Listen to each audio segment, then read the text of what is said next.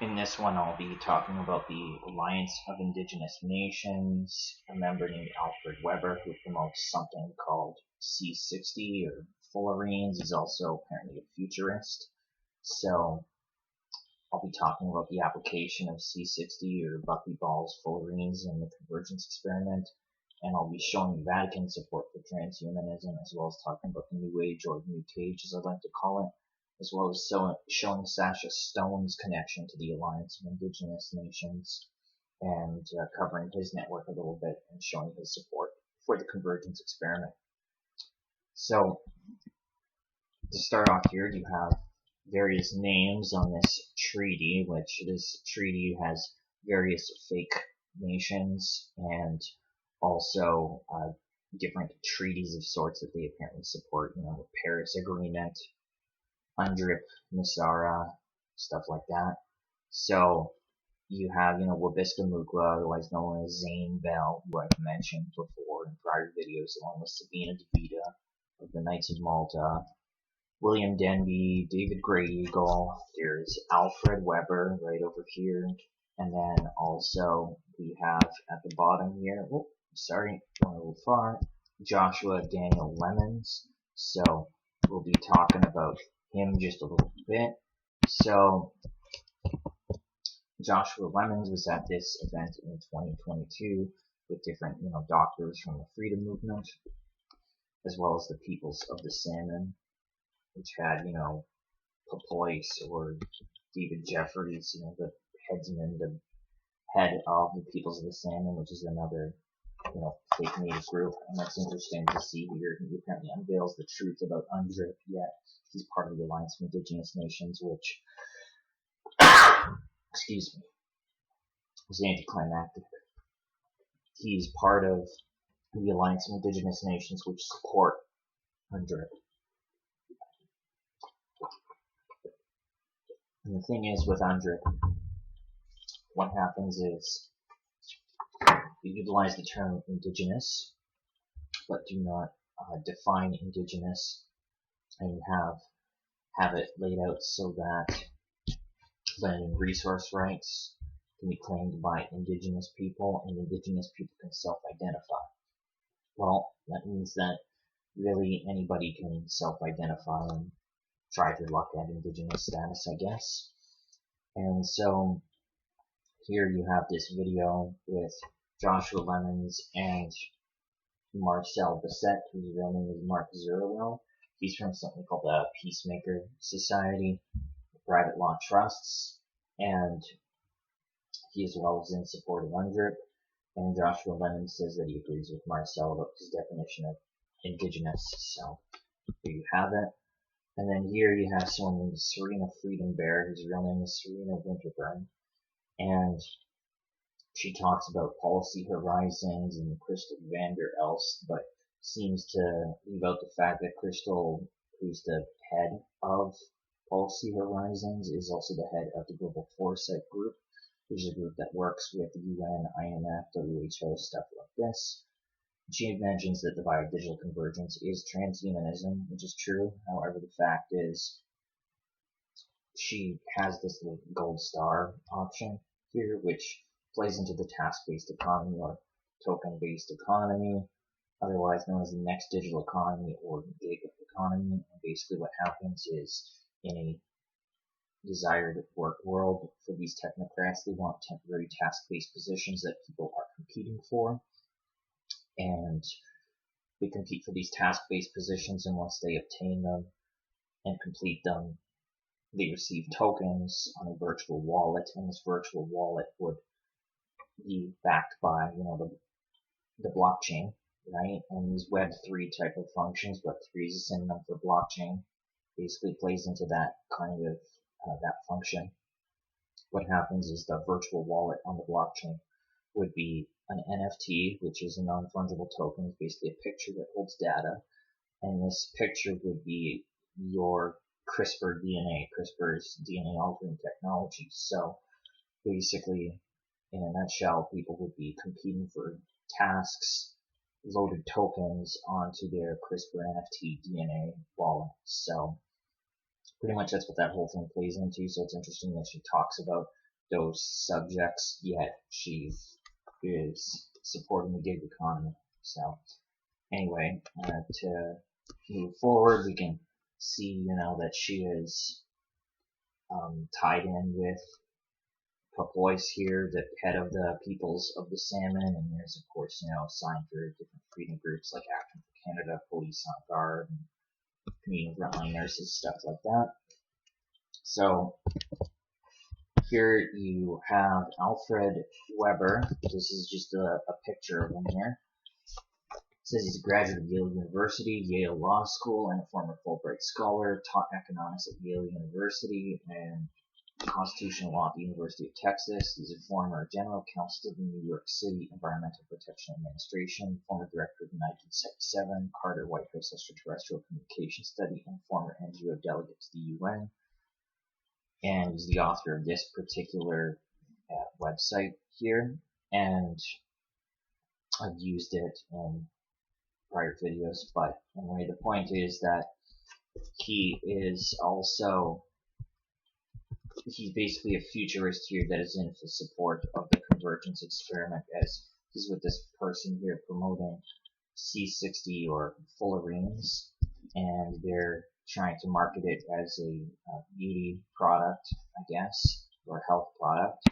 And it's interesting because there's a lot of diverse functions with C60 or Fullerene, and we see it promoted by, a lot of the New Age crowd and stuff like this. So the material's namesake dates back to 1985 when Richard Buckminster Fuller created the geodesic dome. Fuller was considered a pioneer due to his revolutionary work in construction, public service, and technology, and consistently worked on projects meant to improve the overall human condition. His geodesic dome was no exception. It was meant to make shelter more affordable, comfortable, and efficient for all people of all economic backgrounds, whatever you say, man. And the architectural construction looks similar to the carbon Fullerene sphere ESS60 in its natural state, thus the molecule was named by Richard Smalley the Fullerene. Following that discovery, another new carbon structure was found, carbon nanotubes. These nanotubes are seamless cylinders of hexagonal carbon networks or tubes formed either as a single wall molecule or multi-walled molecules. So, yeah, and then of course as well the C60 or Buckyballs go within those carbon nanotubes at times. So basically there's a lot of purposes and such that they have, and you see biopharmaceuticals here, bioscience, polymer electronics and additives, health and public service, and I'm sure as well aerospace and other things too of that nature, as well as it's pretty much a power source. It says Fullerene-based materials may have important photonic device applications, photonics being essentially the equivalent of electronics but using light instead of electricity. Fullerenes exhibit a very large nonlinear optical response, i.e. their optical properties change with exposure to light and may well be suitable for a range of telecommunications applications. Nonlinear optical properties may be enhanced by the addition of one or more metal atoms externally to the Fullerene cage as well as within the cage itself. So we're going to go onto this article that I have used also in various videos, and it is about this person named Barbara Marx Hubbard, who basically has this organization called the Foundation for Conscious Evolution that was bankrolled by the Rockefellers, and the Foundation for Conscious Evolution pretty much puts out, they want people to, achieve gnosis or, find the Christ consciousness through what they call the noosphere, which is basically a Jesuit application by this guy named Pierre Teilhard de Chardin. And Pierre Teilhard de Chardin talked about the noosphere and the cosmic Christ consciousness, pretty much as one and the same noosphere.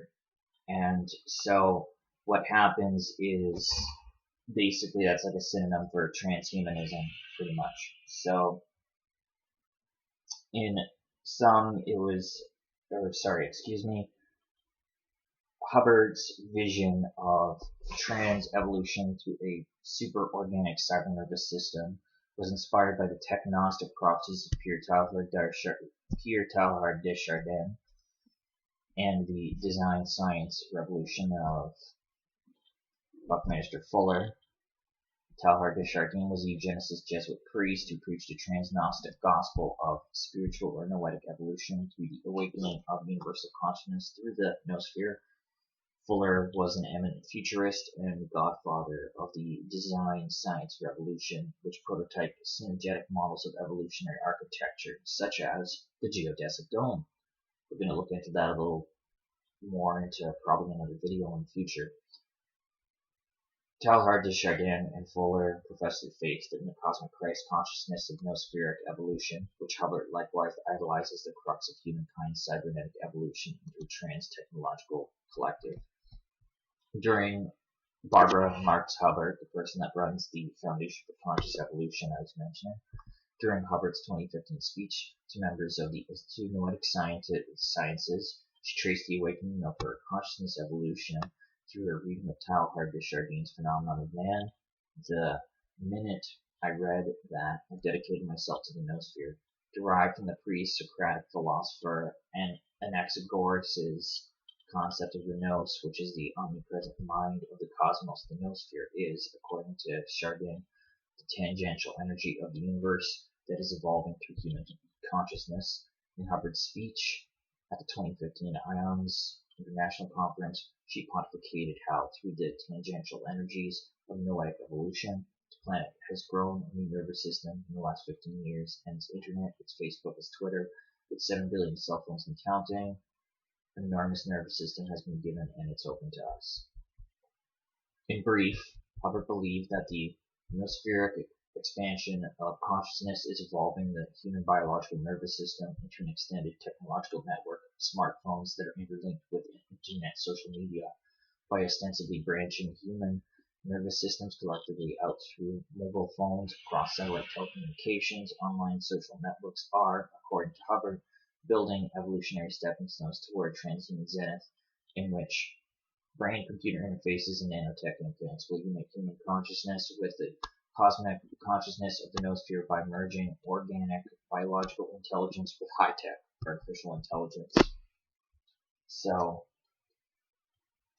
in her 2001 book, Emergence, The Shift from Ego to Essence, 10 Steps to Universal Human, Hubbard relayed how Chardin's noosphere is what we might call the thinking layer of the earth, the mind sphere. Think of this noosphere as an invisible yet all-pervasive superorganism.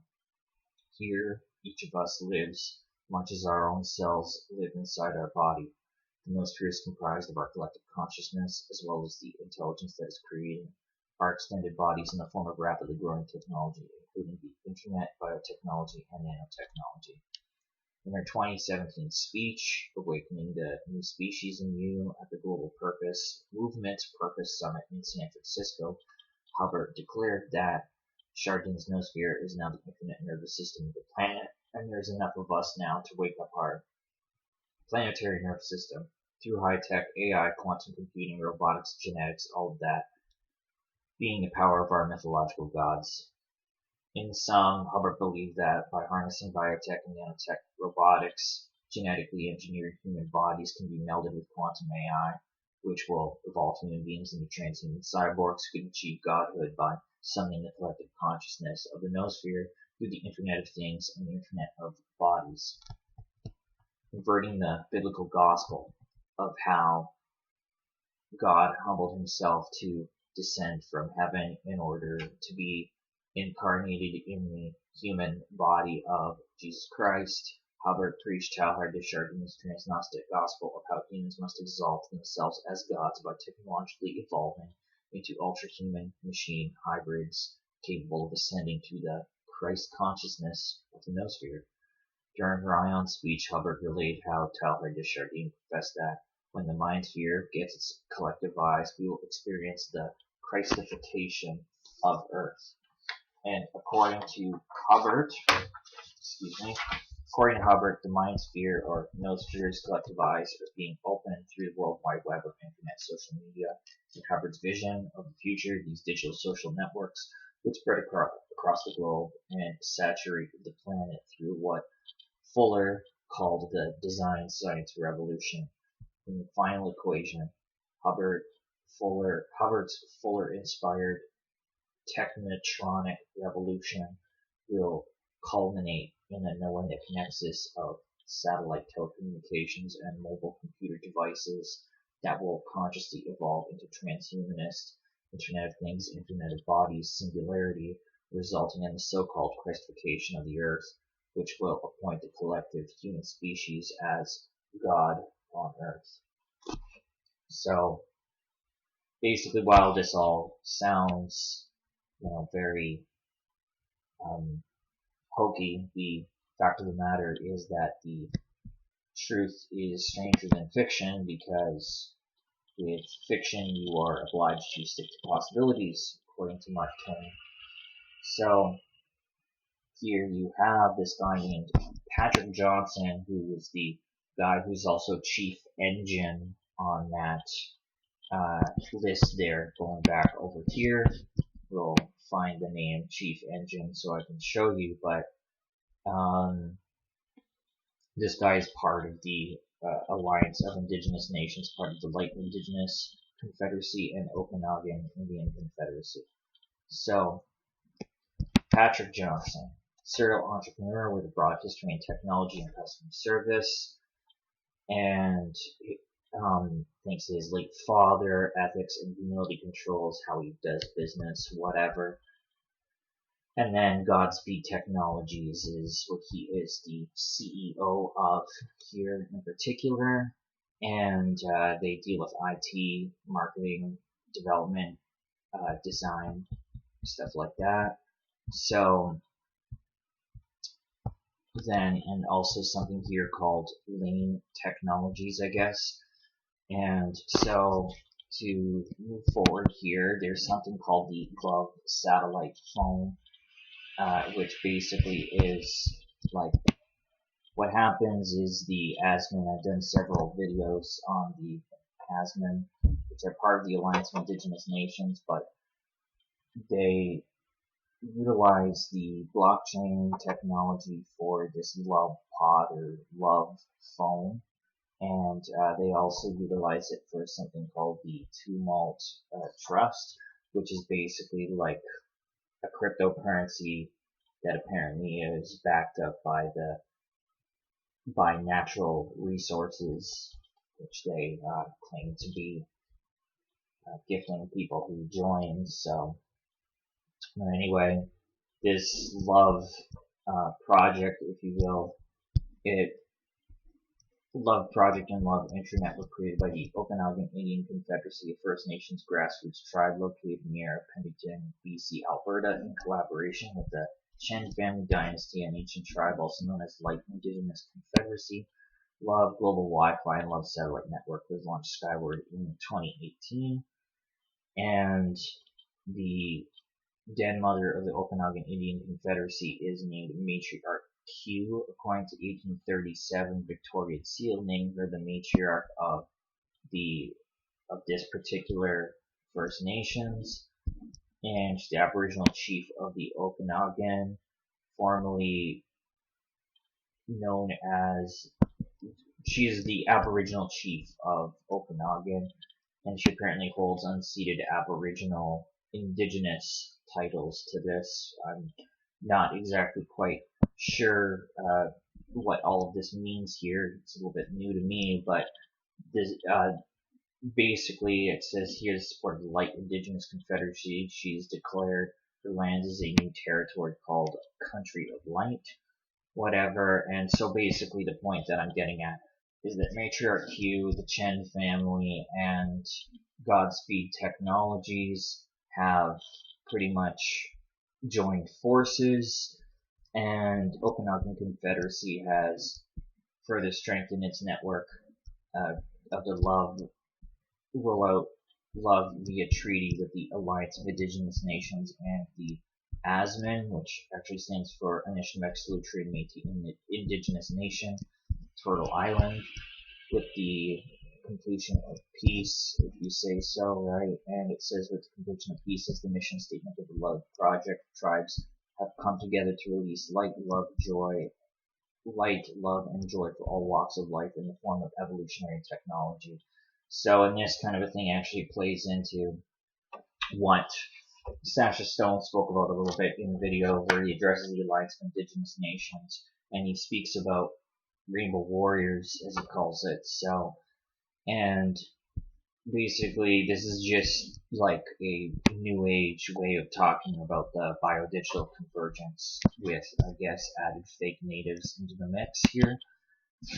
So you get the new age with the whole love and light type of dialogue, but you also get the fake native nations, you know, coming together like, you know, part of the rainbow tribes, if you will, I guess. So, and I must say that I am not entirely sure as to, because I've heard different people use the term rainbow tribes, both native and non-native. So I'm not sure if this is actually taken from taken from the culture and twisted in some way, or if this is something entirely relating to the new age and that sort of a thing. People can feel free to leave links or talk to me about that if they want.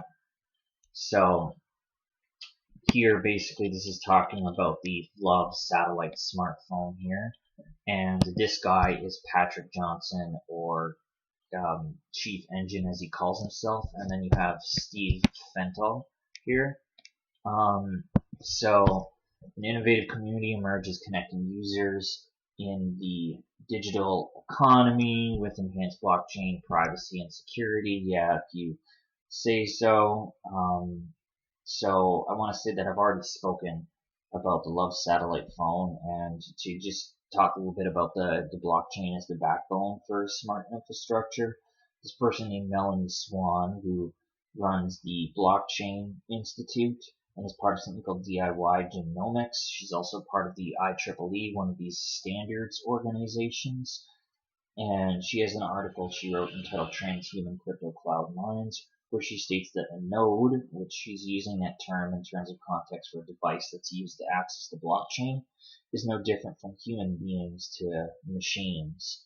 So basically as easy as somebody could have a conversation with me in person or over the phone or something like that is basically the level of privacy that the blockchain has. So that's pretty much just stating the fact that there's just a lot of blocks interconnected through chains, pretty much, hence that name. And as well, the National Research Council of Canada considers blockchain and cryptography to be within their sensitive technology research areas, and also crypto was created by the NSA, so I can leave those links for people to see those because I have mentioned that in several videos. So this one here from the Alliance of Indigenous Nations International Tribunal, in a letter from CERNAC, which is basically Crown. I can't remember the exact acronym, but basically the Canadian government has two different departments that deal with Native, Métis, and Inuit people, and CERNAC is one of them. Crown Indigenous Relations, something I can't remember, but I will say that the leader of CERNAC, Gary something, whose name I can't pronounce, is actually close with Arthur Jefford, who is somebody in charge of running the ASMIN, and as well, Arthur Jefford has very close ties with the standards organizations himself. So, anyway, in a letter from CERNAC dated December 13, 2024, the UN member nation Canada officially recognized the Alliance of Indigenous Nations along with its treaty and its international tribunal, presided over by judges from all over the world. Canada has also stated that the relationship between Canada and the AIN is nation to nation. So Canada, the Corporation of Canada, which is registered in Washington, D.C. at the Canadian Embassy there, is basically considering their relationship with the Alliance of Indigenous Nations the same thing as they would another country. So, Canada is, technically a corporation, like I said. So, yeah, I just want to put that one out there. And since 2007, by acquiescence, pursuant to the doctrine of adoption, Canada adopted UNDRIP, which codified that sovereignty internationally. Then in June 2021, Bill C-15, Canada ratified UNDRIP, thereby eliminating any conflict in the application of domestic and international law. And UNDRIP was to be fully implemented in Canada as of June 2023. So here you have it. We see that the Alliance of Indigenous Nations is active in the court system. So, and as well as being recognized federally, which is not a good thing. So, it says here, there's a dangerous philosophy emerging in our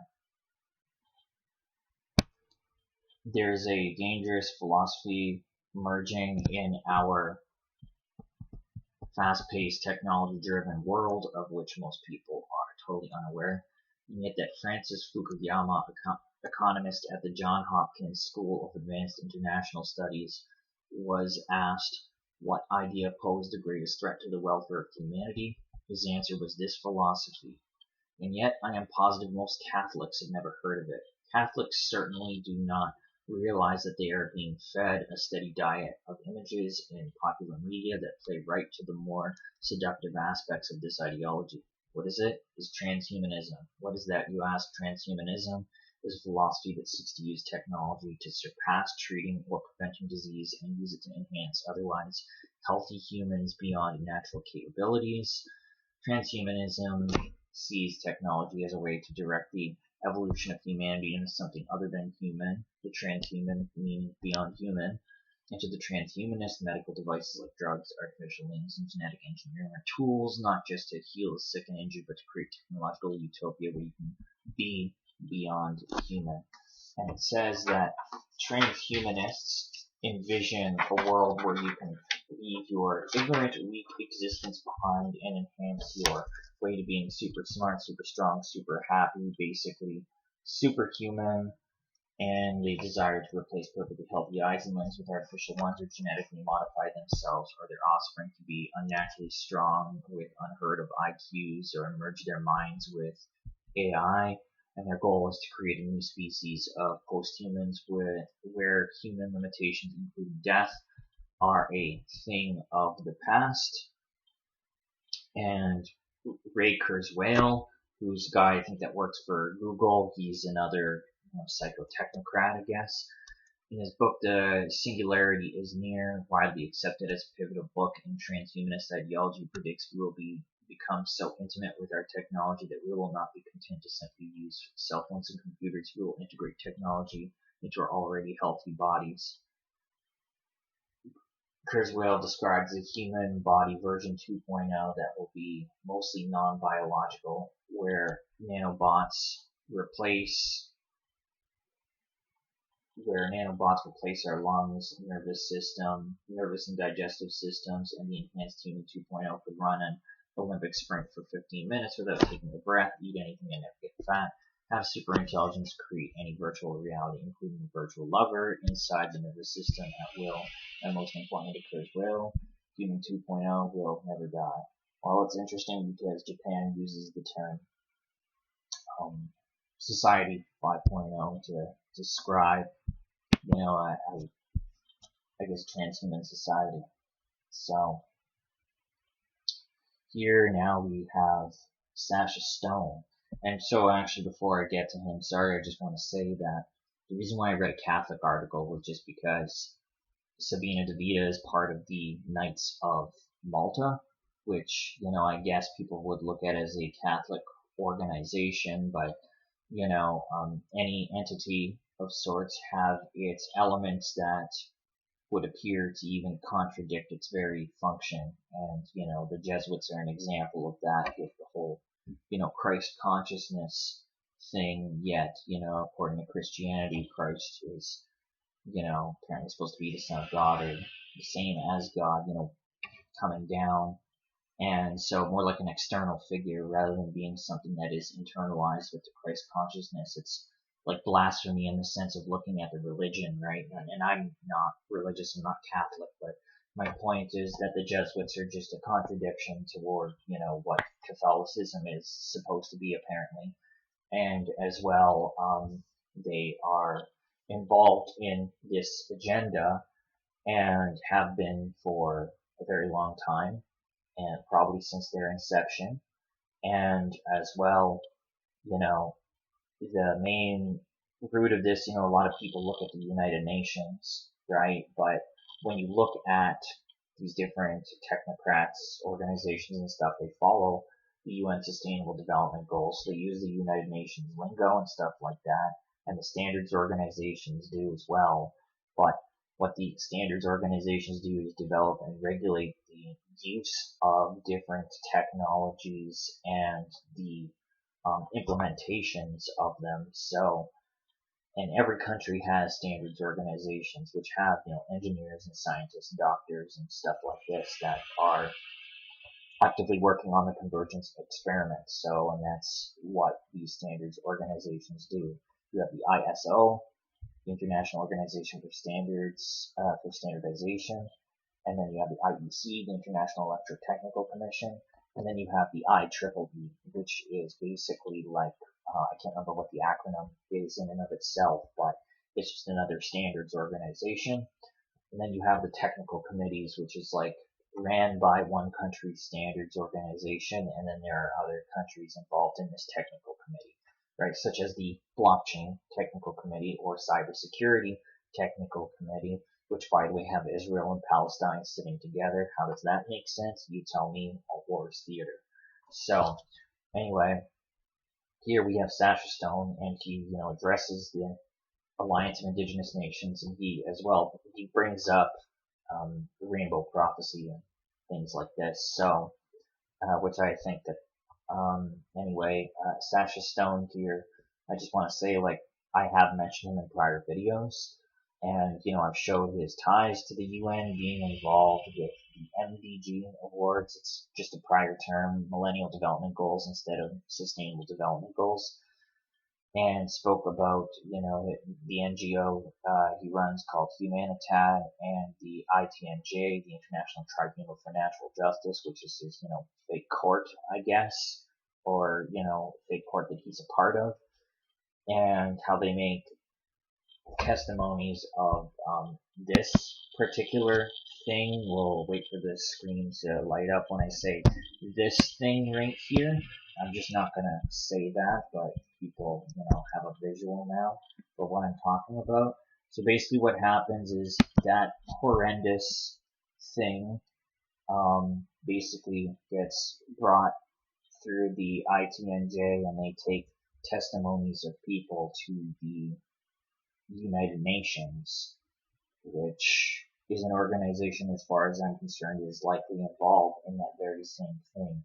So, and then you look at Sasha Stone's friend, whose name is Ciro Orsini, I've mentioned in prior videos. He owns something called Pomodoro's Pizza, and has been on the name of Sacha Stone's companies for, approximately 30 years. Or more, and he's affiliated with something called the Knights of St. Francis, Knights as in like day and night, and that history goes back to something called the Hellfire Club, which started in the 1700s by someone named Sir Francis Dashwood, and you have Jesuit taught Adam Weishaupt. Adam Weishaupt started, what was called the Bavarian Illuminati, I guess, and he did so with financial assistance from the Rothschild family and his inner circle, following, I guess, what they called the rule of fives. Or the law of fives. People can look that up if they want. he had 5 people, basically, sorry, 4 people plus himself. That's Adam Weishaupt's inner circle of the Bavarian Illuminati. He's in Bavaria, Germany, and got financial assistance from the Rothschild family. And the inner circle consisted of his friend named Colmer, somebody named Alphonse Donatien de Sade, and Meyer Amschel Rothschild, so there's a Rothschild connection. And then you have Sir Francis Dashwood, who runs used to run the Knights of St. Francis, which I guess was called the Hellfire Club at one point, which now Ciro Orsini is involved with this Knights of St. Francis, formerly known as the Hellfire Club. So its history dates as far back as this Bavarian Illuminati, where Sir Francis Dashwood was involved. And so you see, also Sasha Stone was formerly in the UN intergovernmental arena, as he put it. So that would be, through Humanitad and also renewable energy, or I can't remember what it's called exactly, but people can just search Sacha Stone's name on LinkedIn and find it. And then he also emphasizes the whole Rainbow Tribe thing. So we're going to talk a little bit about the New Age. So the New Age movement that spread through the occult and metaphysical religious communities in the 70s and 80s and looked forward to a new age of love and light, and offered a forestate of the coming era through personal transformation and healing. Peruvian-born anthropologist and writer Carlos Castaneda was considered a father of the New Age movement for his series of books based on the mystical secrets of an Indian shaman. In his book, The Teachings of Don Juan, A Yaqui Way of Knowledge, was published in '68 and quickly became a bestseller. The movement's strongest supporters were followers of modern esotericism, a religious perspective that is based on the acquisition of mystical knowledge and has been popular in the West since the 2nd century, and especially in the form of Gnosticism. So we were talking about the Christ consciousness and stuff like that before. That all is in the pathway of Gnosticism.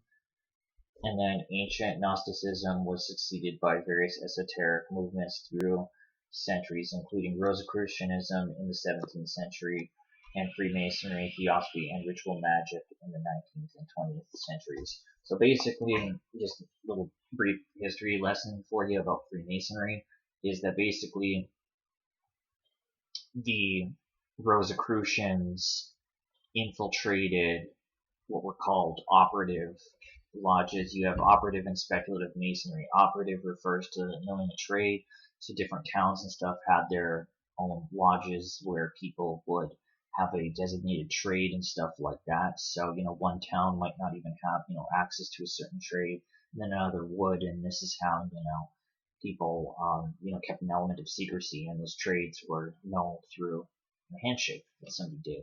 Eventually, when the Rosicrucians infiltrated these lodges, they learned the trades and learned the handshakes to the point where there was no secrecy anymore. So they pretty much created, speculative masonry, which is now no longer operative. It is speculative because you have, the penalty signs and verbal passwords and things that all revolve around building, Solomon's temple and things of this nature, and using different geometry tools, metaphorically speaking, and stuff like that. And this is how they take oaths of silence and stuff like this. So that's sort of the history there of Freemasonry, a little bit. And then also with the Orsini family, because I mentioned Ciro Orsini, they're closely tied in with the Rosenberg family and have intermarried. And the Rosenberg family, basically one of the main members, his name was Frank Rosenberg, it was something Rosenkreutz, I can't remember his name offhand, but this particular person is known as the starter of the Rosicrucian order. So pretty much that that is a guess within the history of the Orsini and the Rosenberg family. So really the main person I was looking at here, so you have Alice Bailey, who pretty much was inspired through this person, Helena Blavatsky, which I'll be reading about, co-founder of the Theosophical Society, announced the coming New Age. So the Theosophical Society, the Rosicrucians are known as a Theosophical group, by the way. So she believed that the Theosophists who embraced Buddhist and Hindu notions such as reincarnation should assist the evolution of the human race and prepare to cooperate with one of the ascended masters of the Great White Brotherhood whose arrival was imminent. Just going to pause for a second. So ascended masters is a term that you hear people throw around sometimes. They will also talk about, the Galactic Federation or even Donald Trump. It doesn't really matter, all of these specific things, because like whole QAnon thing and the New Age have so many similarities, just trust the plan, as they say with the whole QAnon thing, right? And then also with the New Age, it's, focus on the good, love and light, you'll ascend to the 5D or whatever they're going to tell you, 5 dimensions. So, ever heard of the law of fives, guys? So, anyway, my point here is that it all has to do with lulling and dulling people, essentially. And the external savior figure could be, in the form of ascended masters or aliens or Galactic Federation or you name it, right? It doesn't matter. So Blavatsky believed that as the world's hidden leaders, members of the mystical brotherhood guided the destiny of the planet, her ideas contributed to expectation of a new age among practitioners of spiritualism and believers in astrology, for whom the coming of the new Aquarian age promised a period of brotherhood and enlightenment. Whatever. So, Lucius Trust was established by Alice and Foster Bailey, her Freemason husband. I've spoke about the New Age in prior videos already.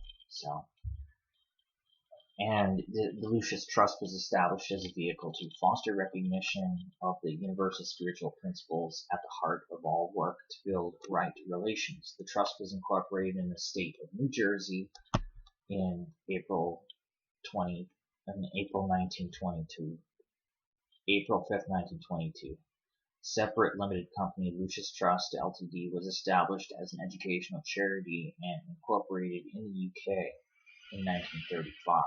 And in 1951, Lucius Trust was established as a legal entity in Switzerland with an office in Geneva.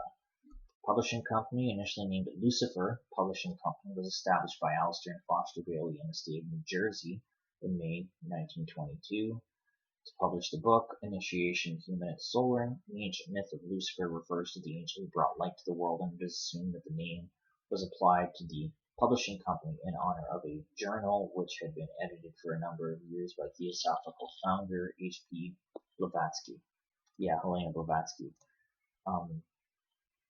And it soon became clear to the Baileys that some Christian groups have traditionally mistakenly identified Lucifer with Satan, and for a reason the company's name was changed in 1924 to Lucius Publishing Company. The Arcane School started in 1923, and World Goodwill was established in 1932, and Triangles in 1937. Over the years, headquarters offices in New York, London, and Geneva have moved locations a number of times. The New York office is located in a building overlooking the United Nations. In London, the office is close to Trafalgar Square in one of the city's most architecturally distinctive buildings, Whitehall Court. And after many years in a building close to the UN, the Geneva headquarters is now located on Rue Stand in the business district close to the lake.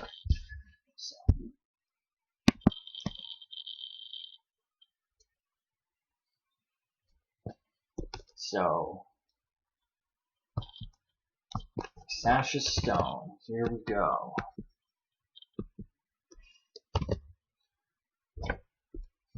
former rock musician that grew up in Rhodesia, Zimbabwe throughout the War for Independence, and he established Humanitad in 1999. And after conducting a 5-year diplomatic campaign, he engaged Humanitad on both the NGO and IGO playing field as an outspoken advocate of human rights and natural justice.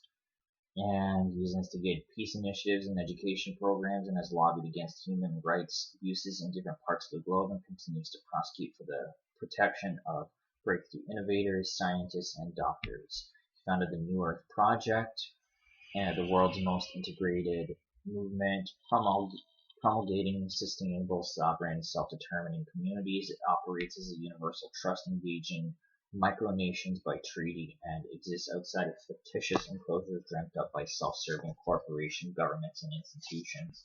Right, whatever you say. And he's the founder of the ITNJ here as well. So, just move this down a little further. Okay, good.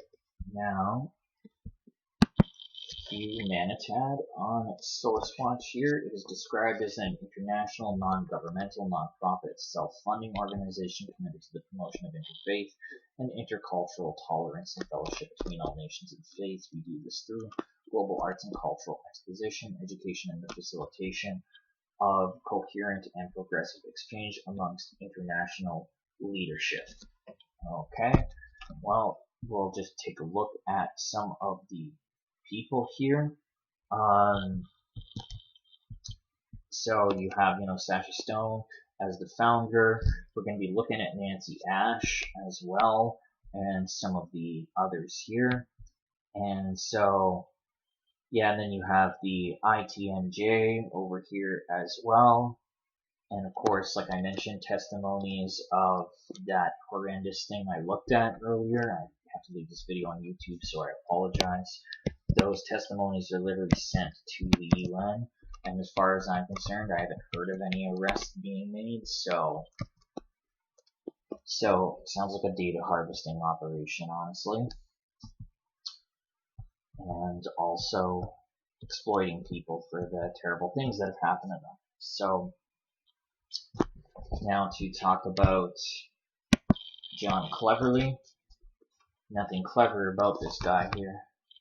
So this is the other apparent judge within the ITNJ. So you can see his education here, but he also, most importantly, sold event data correlation limited to London Stock Exchange listed Global Gaming Technologies PLC, and he's been constructing a network of blockchain groups and cryptocurrencies to aid the African farmer because he's chairman of Block Commodities. Right, so basically he's a transhumanist using the blockchain. And then also you have in this board of trustees here, so you have Sacha Stone, of course, and you have Dr. Nancy Ash, and here you have Dr. Sandra Rose Michael, which is interesting. I spoke about her a little bit in prior videos, but she and someone named Jason Shirka promote something called the EES, or the Energy Enhancement System, which is something that utilizes scalar waves. It's in the same bracket as the med beds that people in QAnon talk about, and scalar waves basically send digital information to biological targets, and that could disrupt the composure of cellular structure and DNA and stuff like this. So basically, Dr. Sandra Rose Michael is a friend of this Dr. Sabina DeVita, who is listed as a Knights of Malta Hospitaller, which is apparently a member of the Alliance of Indigenous Nations. So, there you have that little snippet over there. And under the list of people that are part of like Humanitad, the ITNJ, and various, other organizations like New Earth stuff. Basically, you have, for instance, just giving you just giving you some examples here, like you have this particular guy. I just can't pronounce his name, but he is a former prime minister of, Yugoslavia, and then former minister in Slovenia and president of Slovenia. So you have politicians here, and you also have, this guy, this professor here, Bernard whatever, and which doesn't show a picture of him, but he's a member of the Club of Rome. So Sasha Stone claims to be against these government organizations and stuff like this, but and against these fictions, as he puts it, talking about the person, the sister KB Trust, which he's alluding to. But in reality, he's no different because he's working alongside these very same types of people here, like a member of the Club of Rome, right? Doesn't make any sense. And then you have, different engineers and stuff like this. People can just look at this list if they want themselves. I'll always leave links in the description, so people can, of course, come up and share what they find if they so desire. Or more videos will be made in future too, as I still need to explore the geodesic dome there, as we were talking about. Dr. Fuller there. So here we have, just give me a second to find my place. This is the New Earth University over here, and Nancy Ash is the president of it. Here, I'm just gonna get her over here so that people can just see this description. She's a director of the New Earth University, formerly known as New Earth Institute. She's been on different, talk shows, radio shows, and stuff like that. And she is, I guess, looked at it says here's a modern day mystic. And she is involved at the theological portion of the New Earth University here, and as well, she's a part of the ITNJ. She's one of the trustees along with Sacha Stone, and yeah, it pretty much sums her up over there. I just wanted to point her out in this video too, because she's, another player working alongside Sacha Stone. And so, basically,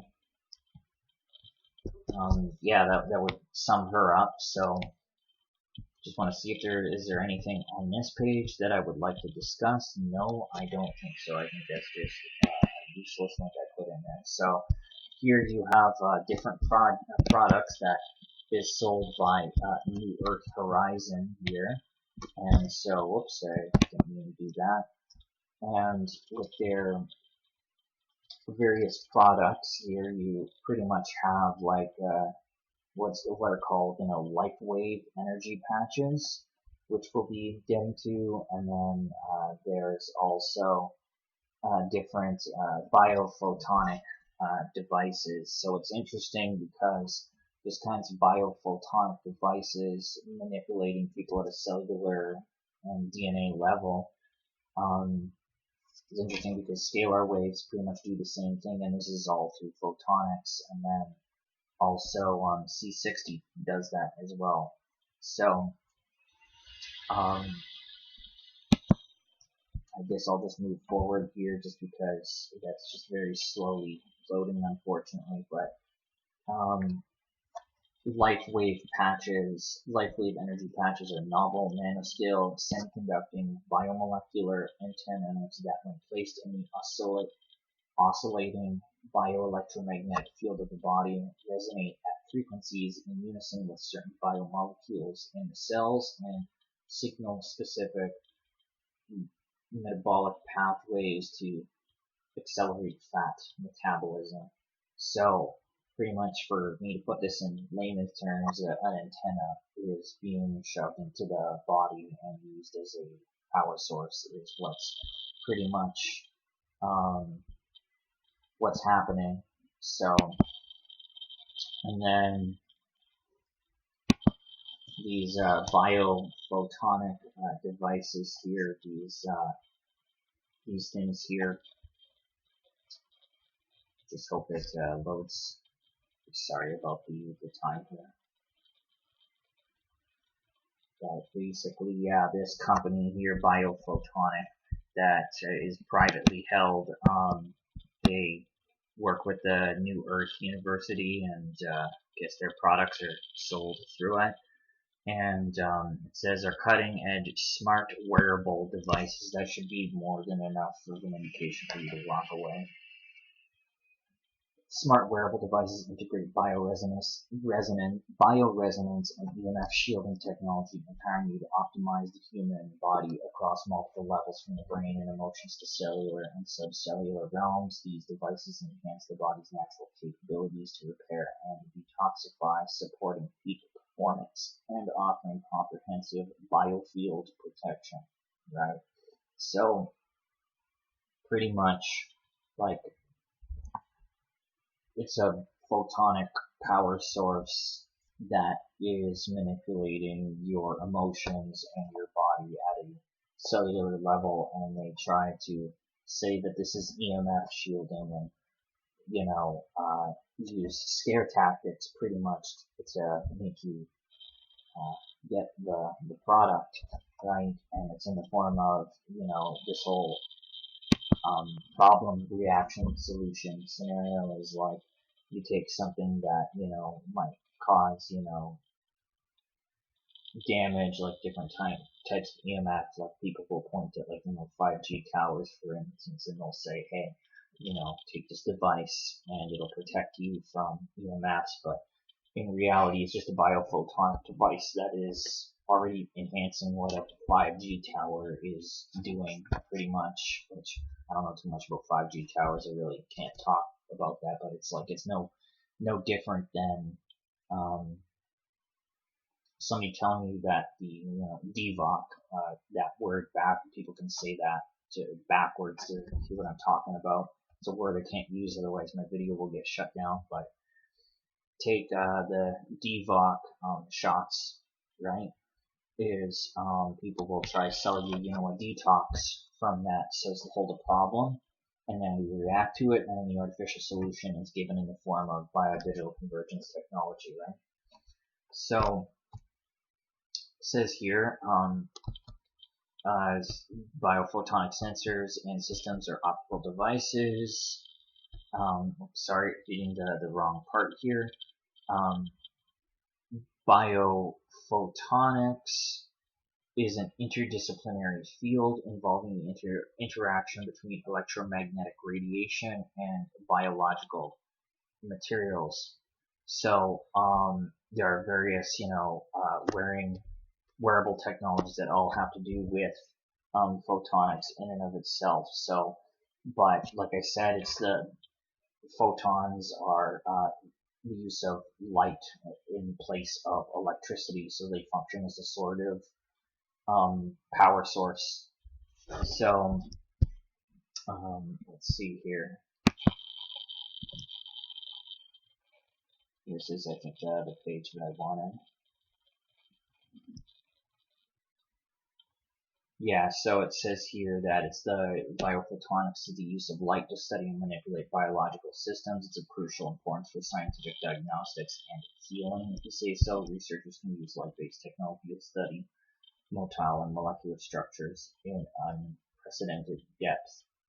Right. So, and then here,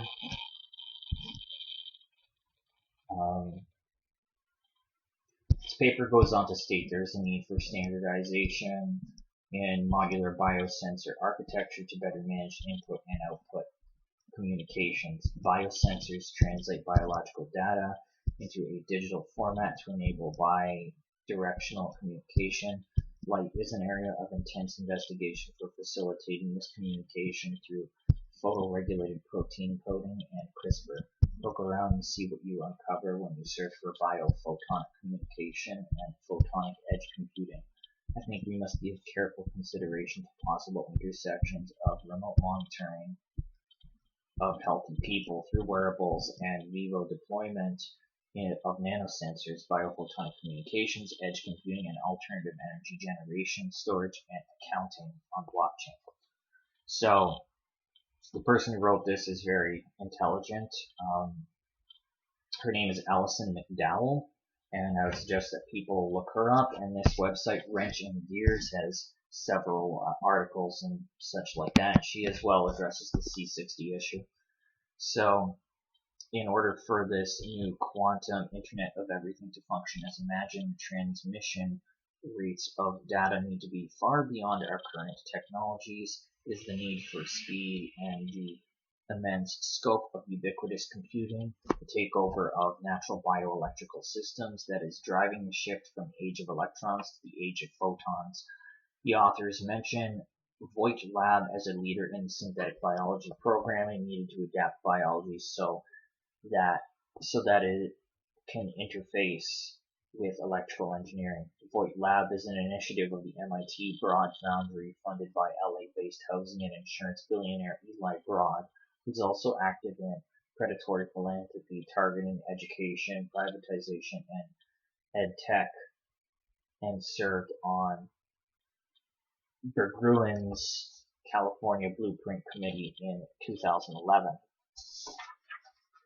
So, before arriving at MIT, lab director Christopher Voigt earned his PhD in biophysics at Caltech, did postdoc work at UC Berkeley, and was a professor at UC San Francisco. He helped develop Cello, automated circuit design in cells for use in therapeutics and other applications. Cello 2.0 expanded the function beyond these plasmids to new organisms and other genetic contexts, including the genome. Voigt's research uses biotechnology to scale systems of manufacture where the cellular processes of host organisms like yeast can be re-engineered to produce desired industrial products like synthetic spider silk. Ginkgo Bioworks, spun out of MIT in 2008, is an example of a frontier in biological design. The company currently has a contract to carry out K-12 this kind of testing in partnership with Pennsylvania Department of Public Health through its subsidiary Concentric. Again, note the rainbow coloring and wave patterns used in the branding of optics and photonics. Right. So, I've already spoke about synthetic biology in prior videos, but I'll just read this. It's the quest to systematically design and build novel organisms that perform useful functions such as producing chemicals. Using genetic engineering tools, the field is often considered the next step beyond metabolic engineering because it aims to completely overhaul existing systems to create new functionality rather than improve an existing process with a number of genetic tweaks. Right. So, and then you have organic technology, next big thing. So this has to do with, I guess, like even biomimicry as well. So I'll have to do a video where I compare biomimicry to synthetic biology because the two are so closely related. Organic technology is the next big thing. Scientists at the University of Cincinnati are working on adapting biological DNA, not artificial, into optical materials for photonics, LEDs, and lasers, and we're supposed to embrace such developments in nanobiotechnology unquestioningly because they are framed as a counterpoint to legacies of chemical poisoning of people and the environment. Yeah, so it's like they use this idea of, organic technology or whatever. It's just kind of like the holistic industry versus like holistic medicine or whatever versus the allopathic side of things, pharmaceuticals and that sort of a thing. Both of these industries are just as compromised by, nanotechnology and the convergence experiment in and of itself, right? So especially when it comes down to, supplements and stuff like that. So then to move forward here, I'm just going to read a little bit more about photonics here.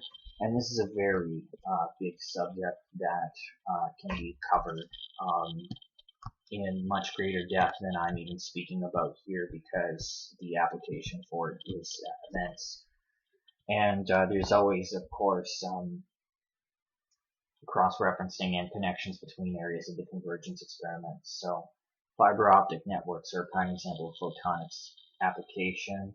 Have already proven their mettle in providing high-speed internet to urban areas and transmitting data in the form of light pulses through optical fibers. These networks can achieve gigabit speeds, ensuring seamless communication between devices, sensors, and systems. This enhanced data transmission capability is crucial for enabling the real-time monitoring and control required in smart cities and Internet of Things networks. Smart cities rely heavily on an extensive network of sensors to monitor various parameters like air quality, traffic flow, temperature, and more. Photonics play a pivotal role in emphasizing and enhancing the capabilities of these sensing systems. For instance, photonic sensors can provide highly accurate measurements using techniques such as interferometry and spectroscopy. Sorry about my pronunciation there. Furthermore, photonics enables the development of LiDAR, light detection and ranging systems, using laser pulses to create detailed 3D maps of urban environments. These maps are invaluable for applications like autonomous vehicles, urban planning, and disaster response. The precision and reliability of photonics-based sensing technologies are indispensable for the effective functioning of smart cities. And then to go over here. So we're at pretty much the last few segments here, but this proclamation here on this New Earth Horizon website has to do with an event in a few days, and to talk about, you know, the new Earth and stuff like this, and the prophecies of the condor, hummingbird, quetzal, and eagle and the condor, whatever. And it's interesting because I spoke about this in my prior video when I was talking about someone named Chief Fullerene Jr., who is a native guy that is supporting the convergence experiment and wants these smart cities, pretty much. So, and I guess he is tied in with Sacha Stone and others, so that's a new connection there. So, Stark Initiative seeks to reclaim air, soil, and water from the civilizational grip of corporations masquerading as government and return the prominence of the earth to the sons and daughters of God. Tennessee emerges as a divine appointment, a place where the spirit of the collective calling awakens the ancestral blood song of humanity. Our mission is rooted in atonement, unity, consciousness, and honoring all prophecies which speak to our times. Join the New Earth movement and participate in the historic ceremonial event in midsummer this year. If the prophecies come true, where the condor, hummingbird, quetzal, and eagle meet and fly together in unity and gather together in a peaceful ceremony. Join the community and connect with soul family leading the New Earth together in a spirit of solidarity, sovereignty, and pure intention. And it mentions groundbreaking bioarchitectural residential sanctuary connecting to a Regenesis Life Enhancement Retreatment Center. That'd be interesting to look into. Nurturing creativity and increasing longevity. Okay. While fostering a fully autonomous lifestyle, exemplifying the elevation of art, beauty, and consciousness. Right? Okay. So, and then here, so these are the things. You have the World Hereditary Council, the restoration of indigenous leadership. Definitely gotta look into that. You have the ITNJ here as well, and the New Earth Sovereignty Academy. So yeah, you have somebody from the Hopi tribe, this hereditary chief named Fullerene Jr. of the Dakota and Chickasaw nations, and then this King Edmund from the Kingdom of Hawaii, Sabrina Whitehorse Barnett, Taino native, and so on and so forth. So then you have different names like Sasha Stone, Scott McKay, Laura Eisenhower, Dr. David Martin, who we'll take a brief look at, Kathy O'Brien, and others. So this is Phil Lane Jr. He's actually on the thumbnail of my previous video. And then you have Dr. David Martin over here, and of course, New Age Guru, Sasha Stone. And so, yeah, you can see these different people here that all are listed speakers. So, anyway, I'm just going to talk about David Martin very briefly. I spoke about him in a prior video as well. But I just want to say, too, before I even get at speaking about David Martin very briefly, is that there's always the kind of, so Policy Horizons, the think tank that was created by the Privy Council of Canada in the 90s, they pretty much have something called future of sense making, which I advise people to look at. Sense making is just, another term for pretty much like social engineering or manipulation. And all these different kinds of technocratic people, whether it's somebody, working in a corporate business environment versus somebody who is into the new age and love and light type of thing, there's a different kind of sense making that goes into each of those things, really, and the kinds of appeal to people, love and light and peace versus, the hardcore business person that's very cold, cutthroat, whatever. Like, what I'm saying is there's no difference between each of those two kinds of people, as they're both supporting transhumanism, but just using different kinds of languages and frameworks to accept that sort of a thing. So that's where sense making comes into play. Just wanted to point that out. So Dr. David Martin here, part of this, he's literally doing work with Homeland Security over here. So here he is, founder and chairman of MCAN, the international leader in innovation finance, trade, and intangible asset finance. He's the developer of the first innovation-based quantitative index of public equities and is the managing partner of the Purple Bridge Funds. He's the creator of the world's first quantitative public equity index, which is powered by MCAN, and he's the director of innovation and transformation at Melbourne Polytechnic and the Center of Applied Innovation. He's the architect and founder of the Global Innovation Commons. He's the author of the International Legal Framework for the Heritable Knowledge Trust and Heritable Innovation Trust programs. He's pioneered global programs to bring corporate and stock market transparency to multinational extractive industries and has been instrumental in repatriating value to countries which have been subject to corporate and financial abuses, and his ethical engagement and stewardship of community and common-based value interests is at the forefront of global financial innovation. He's a Batten Fellow at the University of Virginia's Darden Graduate School of Business Administration, and he served as chair of the Economic Innovation for the UN-affiliated Intergovernmental Renewable Energy Organization, Sacha Stone also worked for, by the way, and has served as an advisor to numerous central banks, global economic forums, the World Bank and International Finance Corporation, Allied Intelligence and Financial Security Agencies, and national governments. Sounds like a great guy. And then, you have here on Reddit where people expand on his background a little bit more, and they talk about how he's co-chair of Australia Davos Connection and the forum's leadership retreat in critical infrastructure and cybersecurity councils. And I already talked about Melbourne's Center of Applied Innovation. He served as CEO of eSurface and was the founding CEO of Mosaic Technologies, a company that developed commercialized technologies in advanced computational linguistics, dynamic data compression and encryption, and electrical field transmission, medical diagnostics, and stealth. He was also a founding member of Japan's Institute of Interface Science and Technology, which is a research project for another video. And also, he was forecasting global financial crisis of 2008 and working with the launch of Singapore's risk assessment horizon scanning initiative. Interesting.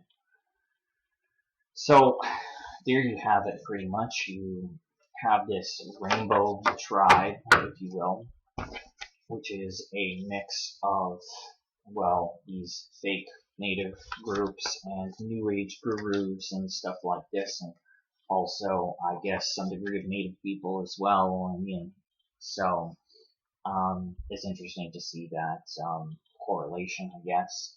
But nonetheless, people need to speak out about this agenda, the biodigital convergence, and learn about it in their communities, looking at the standards organizations and local governments and stuff involved, because this is an agenda that is worldwide and exists on every level, from local to provincial or state to national and international through the technical committees. So people should be starting ethics committees and raising awareness about this experiment and looking at it in different forms, because we can talk about it from looking at the nanomaterials, we can talk about it from perspective looking at the standards, and we can even talk about the implementations and things too, so, and the technologies involved. So there's a lot of grounds to cover. And also, I would recommend to you that people find out about their local water springs in their areas and work toward protecting those, because we all need water to survive and live. So anyway, thanks everybody for watching, and take care of yourselves.